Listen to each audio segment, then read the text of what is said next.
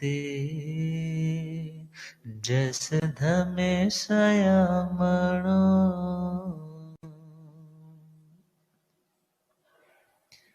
जी हाथ जोड़े गोरानो मेरी वंदना, जी हाथ जोड़े गोरानो मेरी एक बार वंदना, हजार बार वंदना, एक बार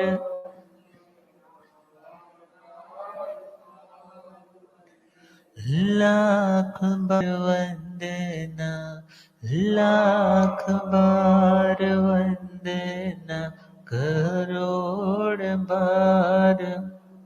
जी हाथ जोड़े गोरानो मेरी वंदना, जी।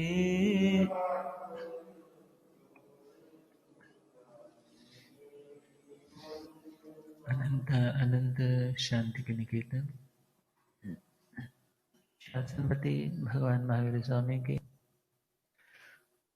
पावन चरण वृंदों में हार्दिक भावनावंदन। मेरे अंधेरजन को रोशनी प्रदान करने वाले परम उपकारी आगम ज्ञान के भंडार, आगम ज्ञाता, आगम पुरुष, दिन शास्त्र रतन हिमाचल केसरी उपाध्याय भगवंत श्रद्धेय गुरुदेव श्री जितेंद्र मुनि जी महाराज साहब के पावन चरण कमलों में एवं पाठ पर विराजित उग्र तपस्वी आदर्श अभावी तप शिरोमणि श्रद्धेय गुरुदेव श्री रमण मुनि जी महाराज साहब के पावन चरण कमलों में हार्दिक भावना वंदन। धर्म सभा में उपस्थित धर्म अनुरागियों, सुशीलवती माताओं एवं असीम पुण्यदे से भाग्यदे से आप सबको संतों का समागम और वीतरागवाणी श्रवण करने का सुअवसर प्राप्त हो रहा है।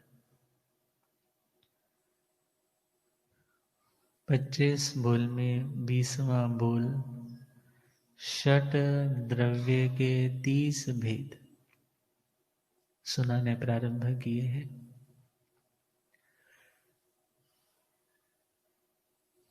कोई पूछता है कि जैन मान्यता में इस यूनिवर्स का क्या स्वरूप है, यह लोक कैसा है, तो उसे 6 द्रव्यों के माध्यम से षट द्रव्य के द्वारा समझाया जाता है। भगवती जी सूत्र 13वां शतक 55वां उद्देश्य, जहां पर पंचास्तिकाय का वर्णन है। मद्रुक श्रवणोपासक का जब कालोदायी इत्यादि अन्य मतावलंबियों के साथ चर्चा होती, क्यों चर्चा करने लगे? वो संवाद की शैली में उससे कहने लगे कि तुम भगवान महावीर स्वामी के पास जा रहे हो, हमने सुना है कि तुम्हारे इस मत में धर्मास्तिकाय, अधर्मास्तिकाय, आकाशास्तिकाय, पुद्गलास्तिकाय और जीवास्तिकाय, ये 5 अस्तिकाय माने जाते हैं और इसी को लोक कहा जाता है। परंतु इनमें से जो अरूपी है वो हमें दिखाई तो देते नहीं, इसलिए हम उसे कैसे माने? अब ध्यान देना, उनका संप्रदाय अलग है, उनका मत अलग है और मद्रुक का मत अलग है, परंतु फिर भी उनके मन में कट्टरता नहीं है। दृढ़ता अलग चीज है और कट्टरता अलग चीज है। दृढ़ता आपके धर्म के प्रति भीतर की श्रद्धा को प्रकट करती है। आप कितने उन नियमों पर मजबूत हो और जहां कट्टरता है, कट्टरता आदमी को निंदा की प्रवृत्ति में ले जाती। व्यक्ति को लगता है जो है सब मेरे ही संप्रदाय में है, बाकी तो सब यूं ही है।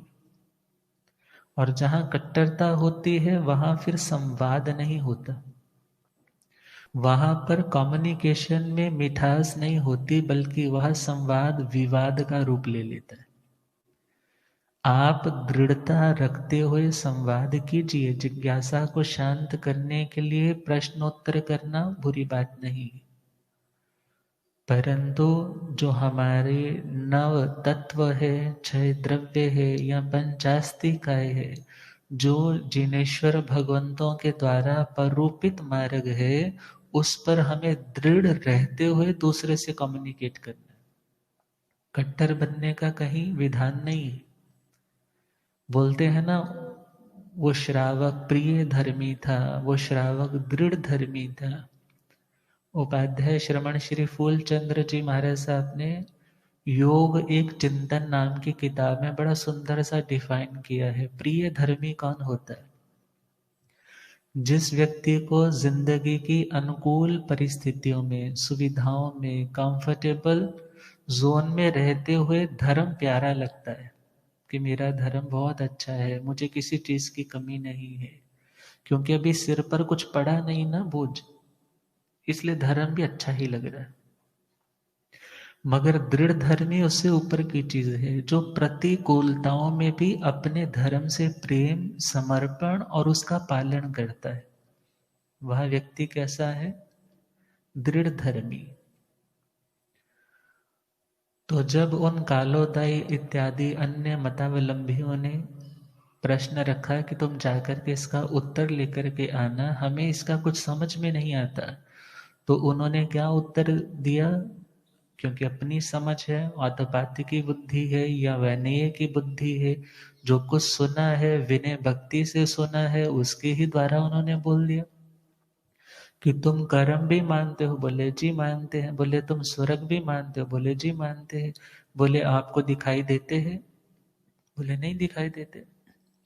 बोले हवा चलती है, आप महसूस करते हो? बोले जी करते हैं। कहते मुझे हवा दिखाई तो देती नहीं, फिर उसका अस्तित्व हम मानना बंद कर दे? बोले नहीं। बोले गंध आती है, स्मेल आती है, वे स्मेल आप मुझे दिखाओ, वो कहाँ से आ रही है, क्या आ रही? जब वह रूपी पदार्थ जो पुद्गल आस्तिकाय का ही एक अंश है, जिसमें वर्ण गंध रस स्पर्श है, वे रूपी पदार्थ है, और वे ही तुम्हें अनुभूति में तो होते हैं, मगर तुम उन्हें देख नहीं पा रहे हो। परंतु जो है ही अरूपी, उनको इन इंद्रियों के माध्यम से हम देख नहीं पाते, परंतु जिसे हम देख नहीं पाते उसके अस्तित्व को नकारा नहीं जा सकता।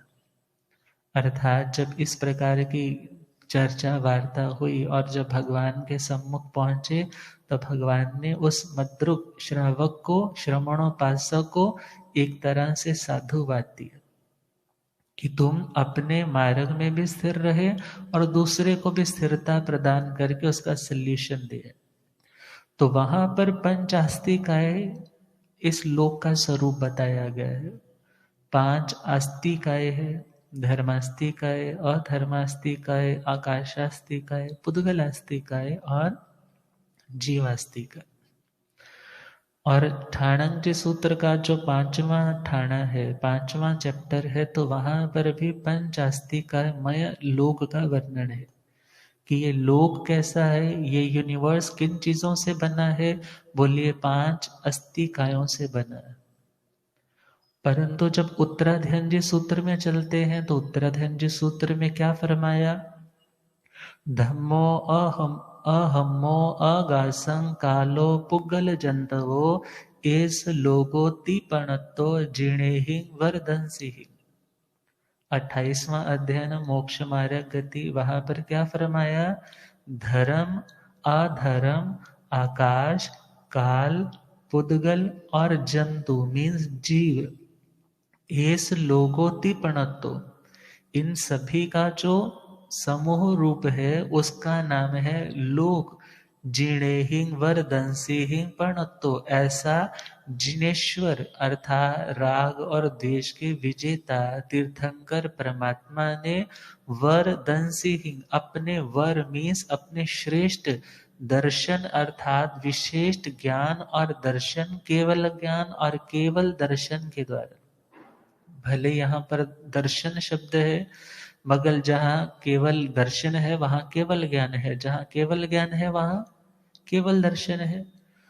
और उन्होंने अपने उस श्रेष्ठ केवल ज्ञान और केवल दर्शन के आलोक में, प्रकाश में इन 6 द्रव्यों को देखा और यही लोक का स्वरूप बताया। अब देखा जाए, प्रश्न कोई कर सकता है जी पहले वाले शास्त्र में तो 5 थे, ये 6 क्या बाद में ऐड किए? तो वहां पर उत्तर बड़ा ही सीधा सा है कि यहाँ पर यदि काल को यहाँ पर हमने देखा कि ऐड किया हुआ है, तो काल को पूर्व के शास्त्रों में किसी भी प्रकार से उसका विरोध भी नहीं किया गया, परंतु काल एक औपचारिक द्रव्य है। द्रव्य की गुणों की एक पर्याय का नाम ही, अवस्था का नाम ही काल है, वर्तना लक्षण वाला, इसलिए उसे अलग से वहां नहीं कहा, परंतु यहाँ क्लैरिटी के लिए अलग से भी कह दी। तो हम पहले चले द्रव्य, गुण और पर्याय। हम बात कर रहे थे 6 द्रव्यों की। तो 6 द्रव्यों में कल हमने धर्मास्तिकाय के स्वरूप के ऊपर चिंतन किया था। गुणाणाम आसो दव्वं, जो गुणों का आश्रय है, आधार है, उसको हम द्रव्य बोलते। एक दव्य सिया गुणा, और जो एक ही द्रव्य के ऊपर आधारित रहते हैं उसका नाम क्या होता है? गुण। जो एक द्रव्य के आधार पे रहते हैं उसका नाम है गुण। लक्षणं पज्जवाणं तो उभो आसिया भवे, और जो पज्ज बोलते हैं पर्यव, पर्यव मीन्स पर्याय, अवस्था, और जो पर्याय का लक्षण है वह है उभो आसिया भवे। उभय बोलते हैं दोनों के ऊपर, मीन्स वह द्रव्य के बेस्ड भी है और गुण के ऊपर भी बेस्ड है, अर्थात पर्याय द्रव्य की भी होती है और गुण की भी होती है, पर्याय अवस्था। तो जब हम बात करते हैं द्रव्य की, तो द्रव्य शब्द बहुत बार कंफ्यूज कर देता है। एक बार बोला द्रव्य का मतलब है जो गुण और पर्याय वाला है, गुण पर्यायवद द्रव्यम, ये तो क्लियर हो गया था। दूसरी एक और डेफिनेशन आ जाती है, जो संख्या है, गिनती की जाती है, उसका नाम भी द्रव्य है। इंडिविजुअलिटी को लेकर के व्यक्तिगत 1 2 3 4, इसको भी द्रव्य बोलते हैं। और द्रवति गच्छति तान स्थान पर्यायान इति द्रव्य, जो अलग अलग पर्यायों में, अर्थात जो द्रव्य में और गुण में, इनमें वर्तमान अर्थात उपस्थित होता है उसका नाम है पर्याय। परंतु जो द्रव्य है वह द्रव्य गुण के रूप में भी कन्वर्ट हो रहा है और पर्यायों के रूप में भी हमें कन्वर्ट होता हुआ दिखाई दे रहा है। यहाँ फिर प्रश्न आ जाता है, फिर इसमें नित्य और अनित्य क्या हुआ? तो वहां पर उत्तर आ गया, उत्पाद व्यय द्रव्यम, द्रव्य युक्तम सत, जो उत्पत्ति, विनाश और ध्रुवता अर्थात अटलता को लिए हुए है, उसका नाम है सत। और वहां पर सत को भी द्रव्य का है। और फिर वहां अर्थ क्या निकलता है? जो द्रव्य है, जो पदार्थ है, जो वस्तु है, उसमें उत्पत्ति भी है, विनाश भी है और ध्रुवता में स्थिरता भी है। अब बात आती है कि एक ही चीज में ये तीनों चीजें, बोले हाँ बिल्कुल तीनों चीजें। तीनों चीजें कौन सी? पहला है द्रव्यार्थिक नय, पहले हमने बात की थी द्रव्य की, अब इसमें भी हम 2 भागों में से डिवाइड करने जा रहे हैं। एक है द्रव्यार्थिक नय, दूसरा है पर्यायार्थिक नय। यहाँ पर जब द्रव्य आर्थिक नय से हम देखते हैं तो वहां पर हम देखते हैं नित्यता को लेकर के, ध्रुवता को लेकर के, स्थिरता को लेकर के, जो कभी चेंज नहीं होगा, जो सदा एक जैसा होगा, और वह शाश्वत होगा, और वह कारण रूप होगा, किसी का कार्य नहीं होगा, क्योंकि कारण हमेशा नित्य होता है, और जो कार्य है, जो रचना है, वो हमेशा क्या होती है? अनित्य होती है, अशाश्वत होती। ये टेबल बनाया गया, अब ये रचना हो गई, अब ये टेबल एक समय आएगा जब टूट जाएगा, इसके अंश अंश बिखर जाएंगे। अब ये क्या हुआ?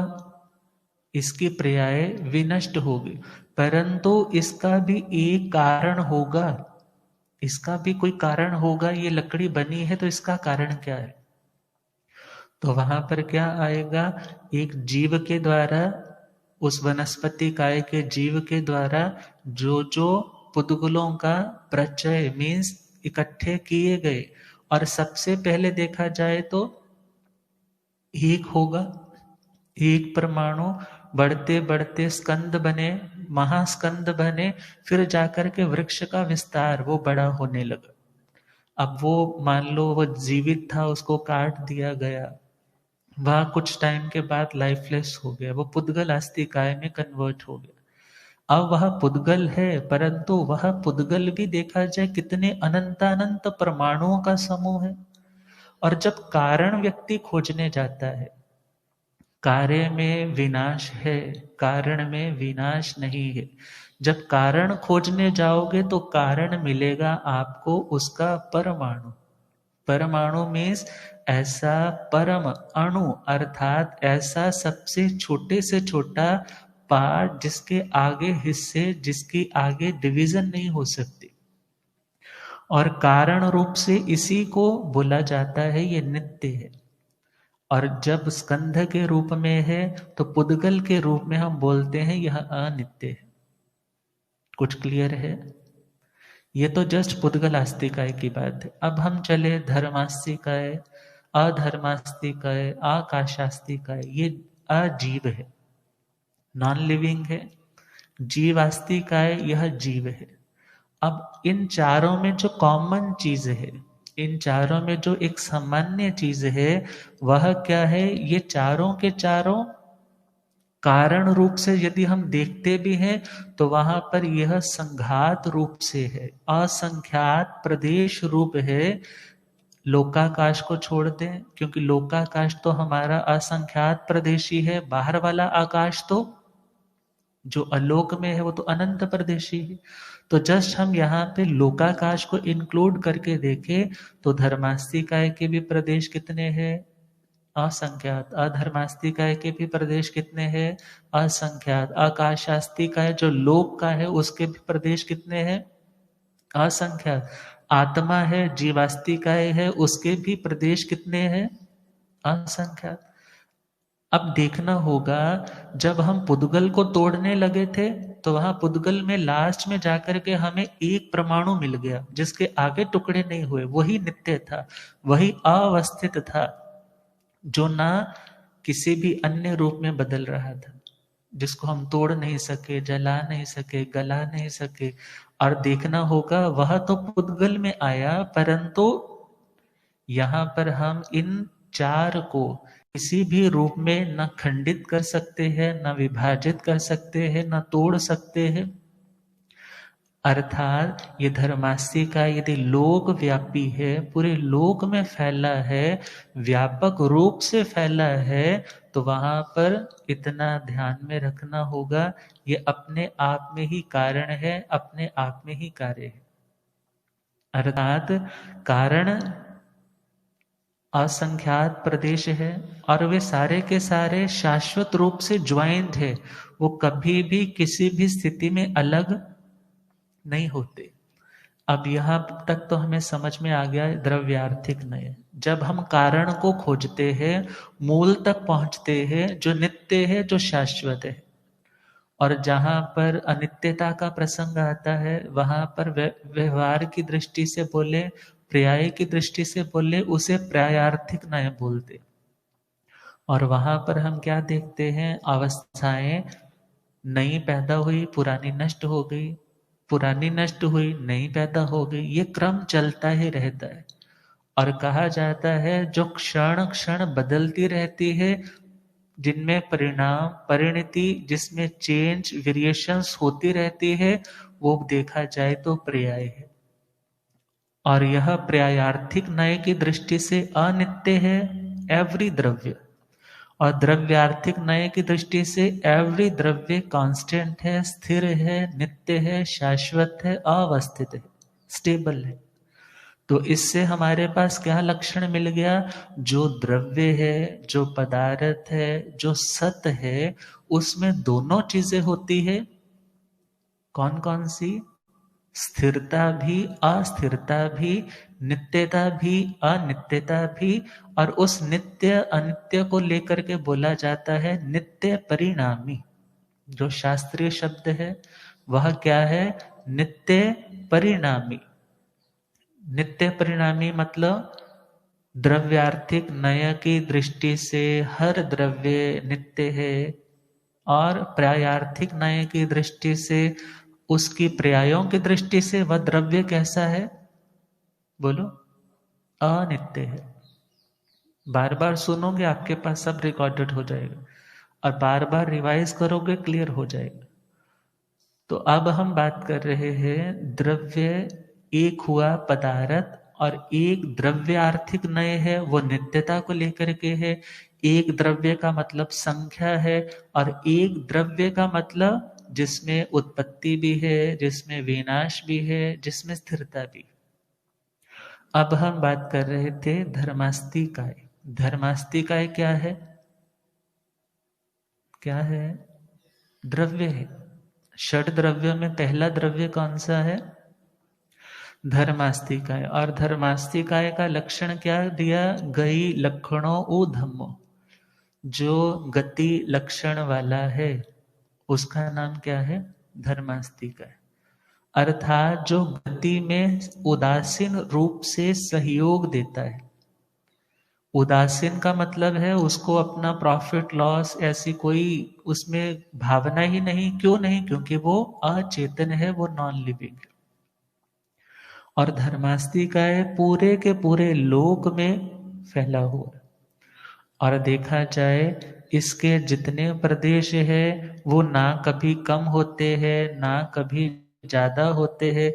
और आगे बढ़े तो ये धर्मास्तिकाय ही लोक की व्यवस्था में लोक की एक लिमिट करने वाला है। यहाँ तक लोक है और इसके बाहर क्या है? अलोक है। और धर्मास्तिकाय ही जीव और पुद्गल की गति में सहयोगी है उदासीन रूप से। क्योंकि गति भी तीन तरह की होती है। एक होती है स्वाभाविक, एक होती है प्रायोगिक, विस रसा। पहली है विस रसा स्वाभाविक, दूसरी है प्रयोगज, और तीसरी है मिश्र। मिश्र मीन्स दोनों का वहां पर कंट्रीब्यूशन है। स्वाभाविक गति है तो जीव की भी है और पुद्गल की भी। और प्रयोगज में बोला जाता है कि किसी ने उसके लिए प्रयोग किया, उसने अपना प्रयोग, अपना उत्साह, अपना पराक्रम उसमें लगाया, तो वो देखा जाए प्रयोग, या बाहर से किसी का प्रयोग हुआ। और मिश्र में देखा जाए जब दो द्रव्यों के मिलन से या किसी प्रकार से एक और से जीव का प्रयोग है और एक और से अजीव की स्वाभाविक गति है, और दोनों के मिश्रण से जो हो रहा है वो मिश्र गति। अब इन तीनों प्रकार की गति में जो कारण बनता है, कौन सा कारण? निमित्त कारण। अब ध्यान देना है, दो तरह के कारण बोले जाते हैं, उपादान कारण, निमित्त कारण। उपादान क्या होता है? उपादान होता है जब एक कारण कार्य के रूप में परिणत होता है, चेंज होता है, और वह कार्य में भी दिखाई देता है, उसका नाम क्या होता है? उपादान कारण। जैसे बोलते हैं ना मिट्टी का घड़ा, मिट्टी उसका उपादान कारण है, मूल कारण है। और जब घड़ा बन गया तो भी उसमें मिट्टी क्या है? मौजूद है। आपका दाल का हलवा, अब उसको बोल दिया दाल का हलवा, और आपने बनाया है तो दाल भी उसमें है, सब चीजें उसमें है। ये क्या हो गया आपका मूल कारण, उपादान कारण। और निमित्त कारण में क्या रहता है, वह कारण जो कार्य की निष्पत्ति में, उसकी पूर्णता में एक सहयोगी की भूमिका निभाता है, परंतु बाद में अलग हो जाता है। जैसे आपने हलवा बनाया है, वहां गैस भी लगी है, वो आपका बर्तन भी लगा है, वहां आपकी कड़छी भी लगी है, आपकी मेहनत भी लगी है, हर चीज लगी है, परंतु वह कारण कौन सा है, निमित्त कारण। एक है उपादान कारण, दूसरा है निमित्त कारण। निमित्त कारण में घड़ा बनाने के लिए उसने, उस कुंभकार ने उस चक्र के ऊपर उन दो पिंडों को मिलाकर के ऐसे रखा, फिर घुमाया भी, तो वो देखा जाए वो सारी चीजें क्या है उसके लिए, निमित्त कारण है। अब हम देखने जा रहे हैं कि ये धर्मास्तिकाय गति में उपादान कारण नहीं है, मूल कारण तो उस जीव का, उस पुद्गल का अपना ही स्वभाव से, प्रयोग से या मिश्र रूप से जो गति वो करना चाह रहा है, जो गति हो रही है, वो मूल कारण तो उसका अपना गति स्वभाव है। परंतु निमित्त कारण मीन्स उसका उदासीन रूप से जो सहयोग देने वाला है, वह कौन है, धर्मास्तिका है। अब इसको हम कैसे समझेंगे, ट्रैक बना है, अब रेल की पटड़ी आपको तो नहीं बोल रही तो मेरे ऊपर आकर के गाड़ी चलाओ, परंतु जिसने ट्रेन चलानी है और उसे पता है कि इस तरह से ट्रेन चलती है, मुझे वहां तक पहुंचना है, तो वह वहां पर अपनी गाड़ी को लेकर के वहां चलाता है।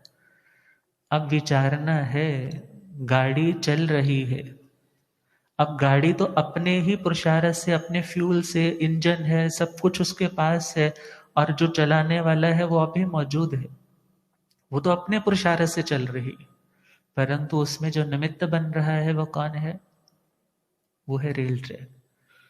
और साइंस ने क्या बताया, वैसे तो ये विषय फिजिक्स का आ जाता है, तो बोलते हैं, साइंस क्या बोलती है कि यदि सन रेज यहाँ तक पहुंच रही है तो उसका भी कोई मीडियम होना चाहिए, उसका भी कोई यहाँ तक पहुंचने का माध्यम, रास्ता होना चाहिए, और उस रास्ते के रूप में उन्होंने ईथर को स्वीकार किया।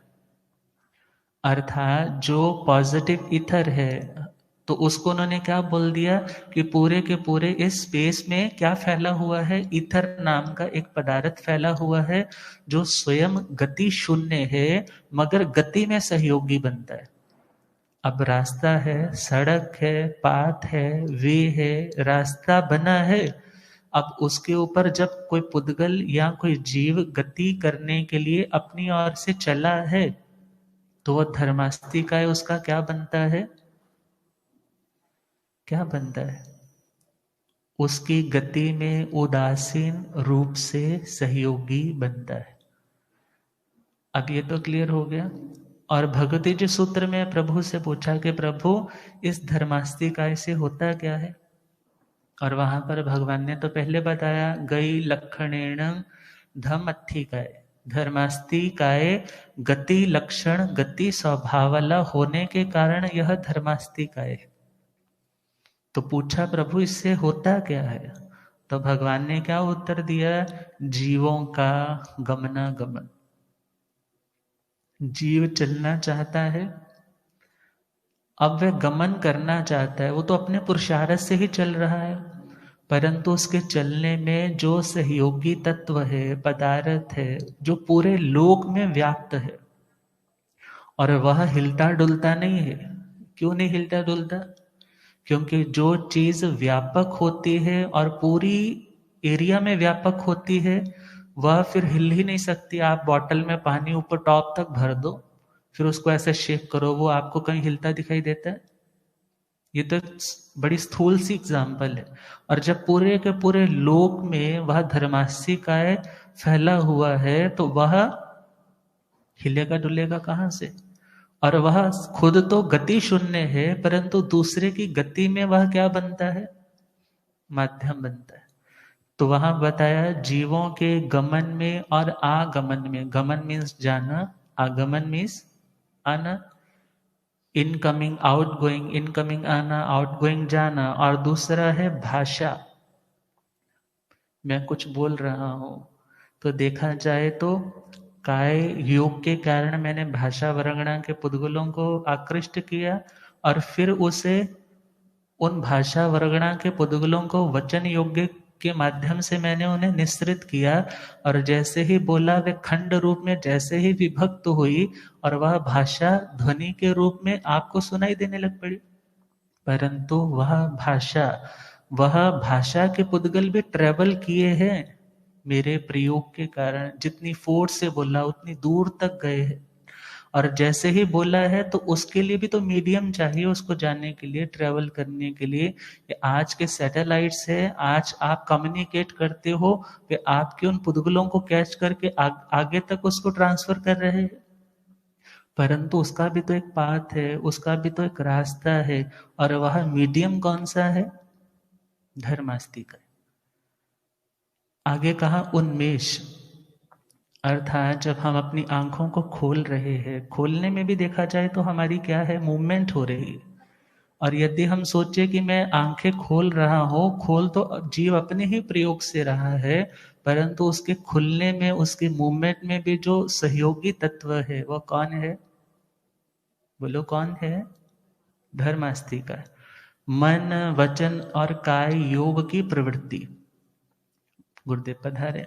हो रब मेरा सतगुरु बन के आया, मैनू वेख ले।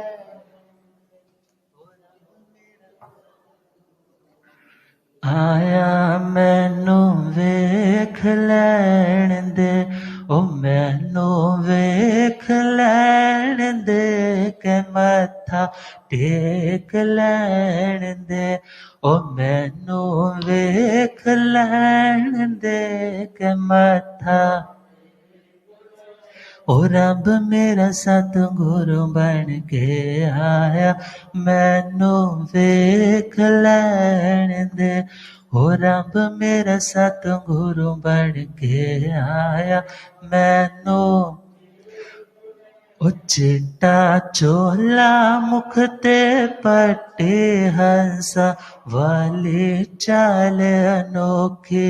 चिट्टा चोला मुख ते पट्टे हंसा, वाली चाल। ओ इत्थे झुकदा है संसार, मैनू वेख लैण दे। ओ इत्थे झुकदा है संसार, मैनू वेख लैण दे। ओ रब मेरा सतगुरु बन के आया, मैं। बोले आगम ज्ञाता आगम पुरुष जिन शास्त्रधन हिमाचल केसरी उपाध्याय भगवंत श्रद्धे गुरुदेव श्री जितेंद्र मुनि जी महाराज। तो हम बात कर रहे थे, यदि हमारे मन, वाणी और काया, इन तीनों की वीर्यांतराय कर्म के क्षोभम से प्रवृत्ति हो रही, और नामकर्म के कारण देखा जाए, ये अंगोपांग नामकर्म के कारण वे द्रव्य रूप से उनका संघात, वो वर्गणाएं आकृष्ट होकर के संघात रूप में मनोद्रव्य है, वचन का है, भाषा द्रव्य है, और उसका काय का है। अब विचार करना है, उनमें जो प्रवृत्ति है, उनमें जो हलन चलन है, उनमें जो मूवमेंट्स हो रही है, आप सोच रहे हो, बोल रहे हो, और कायिक रूप से फिजिकली कोई क्रिया कर रहे हो, एक्शन मोड पे हो, तो उसकी प्रवृत्ति में कौन सहयोगी तत्व है, कौन कारण है? उदासीन रूप से धर्मास्ति का है। और इसके अलावा जितने भी चल भाव का मतलब है जितनी भी मूवमेंट्स होती है, उनमें जो उदासीन न्यूट्रल रूप में, निमित्त रूप में, सहयोगी बन करके, उपकारक बन करके अपनी भूमिका, अपना रोल निभा रहा है, उस अजीव द्रव्य का नाम है धर्मास्तिका। अब प्रश्न आ जाता है कि यदि कोई चीज चल रही है, तो यदि वो चल रही है फिर तो वो चलती ही रहेगी, अब रुकती कैसे है? अब ध्यान देना है, रुकेगा भी कोई जीव या पुद्गल अपने ही उस ऊर्जा को, जैसे ही या तो खत्म हुई या उसको रोका, अर्थात रुकेगा तो व्यक्ति अपने ही पराक्रम से, अपनी ही इच्छा से, अपने ही पुरुषार्थ से, अपनी ही मेहनत से स्टॉप करेगा। परंतु उसके रुकने में जो सहयोगी तत्व बनेगा उसका नाम क्या होगा? अधर्मास्तिकाय। अधर्म, अस्थि और काय। अधर्म का मतलब वो वाला नहीं है कि ये व्यक्ति सात को व्यसनों का सेवन कर रहा है, ये खाता पीता है, ये स्थानक नहीं जाता, ये मंदिर नहीं जाता, ये किसी की सुनता नहीं है, अपने सब ऐब लगे हुए, वो वाला नहीं है यहाँ। यहाँ अधर्म द्रव्य के लिए बोला अहम्मो ठाण लक्षणों। जो अधर्मास्तिकाय है वह स्थित अर्थात स्थिरता का लक्षण लिए हुए, गुण लिए हुए बाकियों से भिन्न है। अर्थात अधर्मास्तिकाय अधर्म रूपी जो द्रव्य है, उन द्रव्य अर्थात उन द्रव्य में भी क्या है? अधर्म रूपी द्रव्य है, और उस द्रव्य के अस्थि मीन्स प्रदेशों का जो काय, काय का मतलब है समूह, संघात, उनका समुदाय, उनका प्रचय और उनका जो कलेक्टेड यूनाइटेड जो रूप है उसका नाम है काय। अर्थात अधर्म रूपी द्रव्य के प्रदेशों का जो समूह है उसका नाम क्या है? बोलो क्या है? अधर्मास्तिकाय। अब अधर्मास्तिकाय भी देखा जाए, यदि धर्मास्तिकाय गति में हमारा सहयोगी है तो अधर्मास्तिकाय हमारी स्थिरता, हमारे रुकने में सहयोगी। और ये दो द्रव्य ही हमारे इस लोक को अलोक से विभक्त अलग करते, अर्थात इस यूनिवर्स की मर्यादा करने वाले ये दो तत्व है, धर्मास्तिकाय और अधर्मास्तिकाय। जीव चल रहा है, रास्ते में क्यों नहीं रुक गया? रास्ते में इसलिए नहीं रुक गया क्योंकि पहला कारण होगा कि वह रुकना नहीं चाहता। दूसरा कारण होगा अभी धर्मास्तिकाय की वो ट्रैक अभी पड़ा है, वो चल सकता है, वो बढ़ सकता है। अब बोले वो रुका तो रुका क्यों? बोले पहला कारण हो सकता है वो रुकना चाहता है, और दूसरा कारण हो सकता है वो रुकना नहीं भी चाहता, परंतु वो रास्ता ही खत्म हो गया, वो ट्रैक, वो पटड़ी ही खत्म हो गई, अब गाड़ी आगे कैसे जाएगी? अर्थात जो अधर्मास्तिकाय है वो रुकने में सहयोगी है, और जो धर्मास्तिकाय है वो चलने में सहयोगी। अब हम चले, धर्मास्तिकाय का हो गया। अधर्मास्तिकाय द्रव्य की दृष्टि से कैसा है? एक। यहां द्रव्य का मतलब क्या बताया? क्या बताया था? संख्या। द्रव्य मीन्स यहां पर संख्या की दृष्टि से, जैसे बोलते ना आज मैंने 2 द्रव्य रखे, आज मैंने 5 द्रव्य रखे, सेम वैसा ही यहां पर द्रव्य की दृष्टि से अधर्मास्तिकाय द्रव्य कितना है? एक। एक है। और क्षेत्र की दृष्टि से द्रव्य से एक, क्षेत्र से कितना है? कितनी स्पेस को इसने घेरा है, कितनी जगह तक भाई फैला हुआ है? बोले लोक प्रमाण। जितना यह यूनिवर्स है जो जिसको हम लोक बोल रहे हैं, उस लोक में ये पूरी की पूरी तरह से फैला हुआ, अर्थात असंख्यात प्रदेश आकाश के हैं और असंख्यात ही प्रदेश किसके हैं? अधर्मास्तिकाय। अर्थात द्रव्य से एक, क्षेत्र से लोक प्रमाण, काल से इसका लाइफ स्पैन कितना है, इसकी आयुष्य कितनी है, ये कब से है, कब तक रहेगा? तो वहां पर उत्तर क्या दिया? अनादि अनंत मीन्स इसकी कोई आदि नहीं है, ये कब पैदा हुआ था? पैदा हुआ मीन्स रचा गया, रचा गया मीन्स नष्ट होगा। इसलिए क्या बोला? ये तो अनादि है, इसको किसी ने पैदा नहीं किया, ये अपने स्वभाव से ही सिद्ध है। अनादि अनंत, और इसका कभी निधन कभी अंत भी आने वाला नहीं। तो बात हुई द्रव्य से एक, क्षेत्र से लोक प्रमाण, काल से अनादि अनंत। भाव से कैसा है? बोले ये अरूपी है। अरूपी, अरूपी के लिए हम पहुंच जाएं ईशु कार्य जी अध्ययन में, जब आत्मा का चैप्टर, आत्मा का वर्णन आने लगा तो बोले ये आत्मा दिखती क्यों नहीं है? बोले नो इंद्रिय गिज्य अमुत्त भावा। जो अमूर्त पदार्थ होते हैं, अमूर्त का मतलब जो अरूपी पदार्थ होते, अरूपी का मतलब जिसमें वर्ण, गंध, रस और स्पर्श नहीं होते, उसका नाम क्या है? अरूपी। वर्ण मीन्स कोई कलर नहीं, गंध मीन्स कोई स्मेल नहीं, रस मीन्स कोई टेस्ट नहीं, स्पर्श मीन्स किसी प्रकार की टच वाली फीलिंग आप ले ही नहीं सकते। और जिसमें ये चारों चीजें नहीं है, वह द्रव्य कौन है? अरूपी। अब देखना है अजीव आस्तिकाय में भी, अजीव अजीव द्रव्य में भी अधर्मास्तिकाय द्रव्य कैसा है? अरूपी है। उसमें वर्ण नहीं, गंध नहीं, रस नहीं, स्पर्श नहीं, वो सत्तावान है, अभावात्मक नहीं है। और उसके लिए हमने मद्रुक श्रावक का पहले ही स्टार्टिंग में ही उसको क्लियर कर लिया। बहुत सी चीजें उपस्थित है परंतु हम उसको देखने के योग्य नहीं है। केवल ज्ञानी तो अरूपी का भी साक्षात्कार करते हैं, मगर भौतिक चीजों का, भौतिक इज मटेरियलिस्टिक, भौतिक का मतलब है जो मोस्टली हमारी इंद्रियों का विषय सब्जेक्ट बन सकती है, वह है भौतिक चीज। और जो आत्मा है वह भी अभौतिक है, अर्थात वह पुद्गलमय नहीं है। और ये अधर्मास्तिक है, अधर्मास्तिक है, इसमें भी वर्ण गंध रस स्पर्श नहीं है। और हम आगे चले, भाव की दृष्टि से अरूपी है, गुण की दृष्टि से इसकी क्वालिटी क्या है? बोले स्थिर गुण सहायक, ऐसा ही लिखा होता है 25 बल की बुक्स में।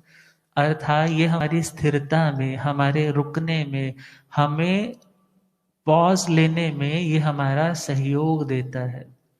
और इसका नाम क्या है? अधर्मास्तिकाय।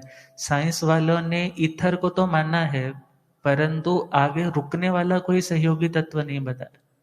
और वहां पर हम कह सकते हैं पॉजिटिव ईथर वो कौन सा है? धर्मास्तिकाय। नेगेटिव ईथर कौन सा है? अधर्मास्तिकाय, जो रुकने में सहयोग देता है। जस्ट ए लिटिल कंपैरिजन है परंतु भगवान का विज्ञान तो बहुत बहुत सूक्ष्म है। और इसके ऊपर देखा जाए आइंस्टाइन की थ्योरी अलग है, और चले जाएं तो न्यूटन की थ्योरी अलग थी, और भी नए नए कितनी कितनी थ्योरीज है इनकी। परंतु हमारे लिए तो आगम प्रमाण है, परंतु आज के टाइम में वो चीजें रिलेट करके आज सिद्ध हो रही। अब विचार करना है भगवान का ज्ञान कितना विशाल था। और भगवान से पूछा कि अधर्मास्तिकाय से हमें लाभ क्या होता है? बोले जीवों की स्थिति, जीव रुकना चाहते हैं, रुकते हैं, तो किसके सहयोग से? बोले अधर्मास्तिकाय। दूसरा निशीदन, फिर है शयन, फिर मन का एकत्व भाव, स्थिर भाव। अर्थात हम आंखें बंद करके रखना चाह रहे हैं, ये कैसे हो जाता है? हम बैठ रहे हैं तो बैठे हैं तो कैसे है? बोले अधर्मास्तिकाय। हम अपने मन को किसी एक जगह पे केंद्रित, फोकस करना चाहते हैं, कंसंट्रेट करना चाहते हैं, स्थिर करना चाहते हैं। उस स्थिरता में भी उदासीन रूप से सहयोगी कौन है? अधर्मास्तिकाय। ध्यान की अवस्था में बोलते हैं मैं बिल्कुल शांत हो गया, मेरी एकाग्रता बन गई, मैं एक जगह पे ही फोकस्ड हो गया, तो उसका भी कारण कौन है? बोले वो आपका अधर्मास्तिकाय। अर्थात द्रव्य से एक, क्षेत्र से लोक प्रमाण, काल से अनादि अनंत, भाव से अरूपी और गुण से स्थिर गुण वाला। उदाहरण जैसे छाया पथिक का दृष्टांत।